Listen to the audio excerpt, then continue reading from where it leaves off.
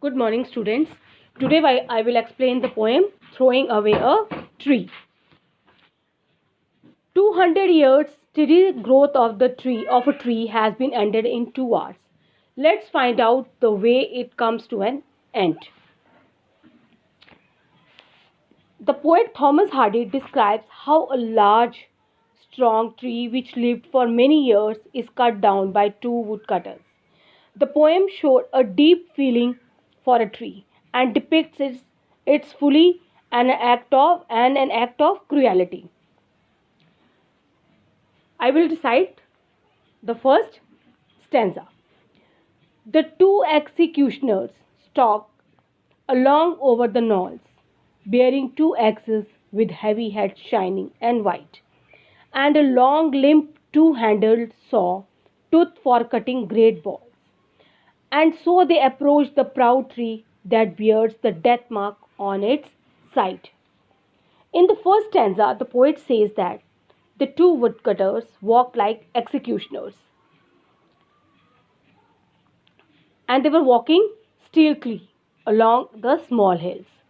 They were having two axes.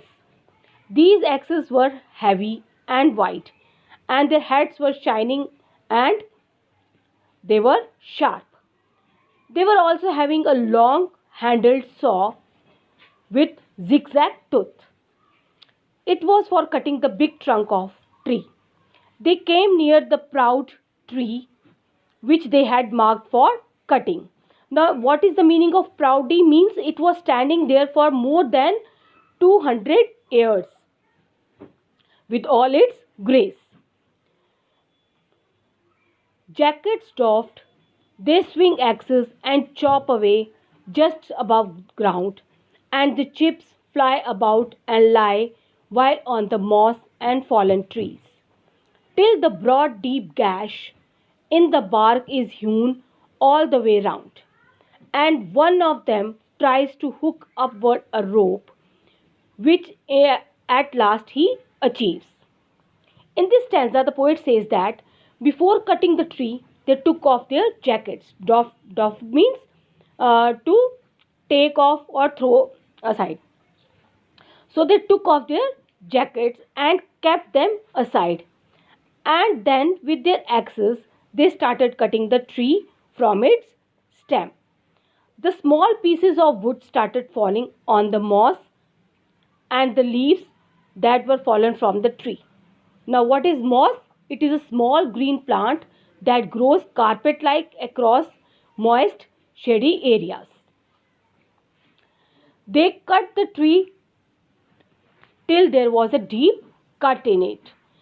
They chopped the tree and small pieces started falling here and there on the ground. Then one of the woodcutter tried to pull the tree by hooking a rope around it. He tried hard and at last he succeeded in it.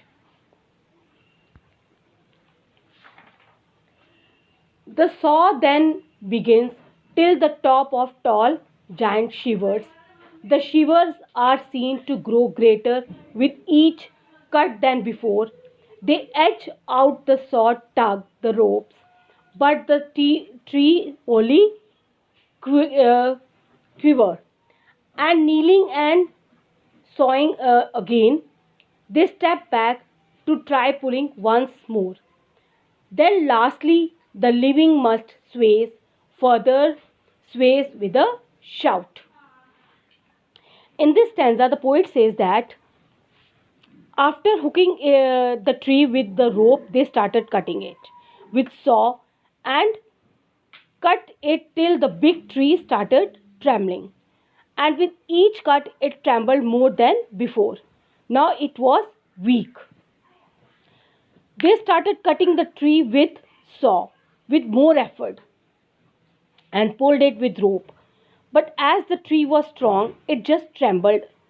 Again, after kneeling down, they started cutting the tree with saw and tried to pull it once again.